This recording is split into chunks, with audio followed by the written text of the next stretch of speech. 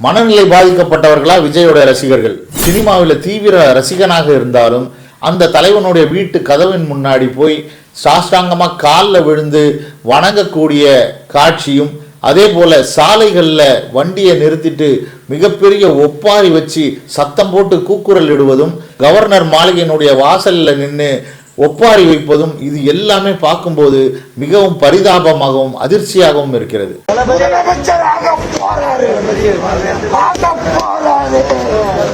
என் தளபதி, என் பிரதிபலிப்பு விஜய், விஜயின் பிரதிபலிப்பு நான்.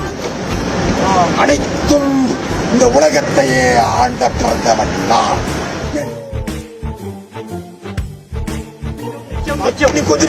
கூட்டணியா பேசுறதுக்கு தான் நான் வந்திருக்கேன். என் பேரு தான் விஜய், விஜய், விஜய், விஜய், விஜய், விஜய்.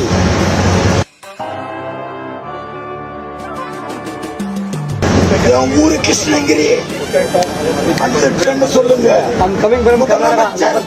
தளபதி விஜய், செயின்ட் ஜோசப் விஜய். இது எந்த வகையான மனநிலை அப்படின்னு தெரியல. இதை பார்க்கும்போது கேட்கும்போது மனசு வேதனையாகவும் அதிர்ச்சியாகவும் இருக்கிறது. விஜய் இப்போ ஒரு அரசியல் கட்சி தலைவர்.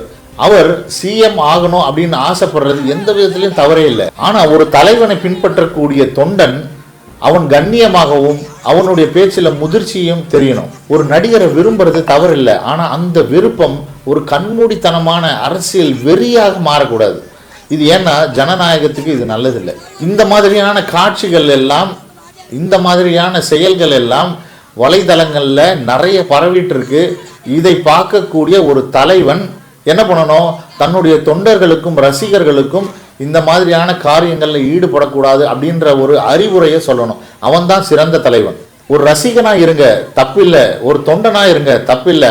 ஆனா நாட்டிற்காக, நாட்டு மக்களுக்காக ஒரு சிறந்த குடிமகனாக நீங்க இருக்கணும்.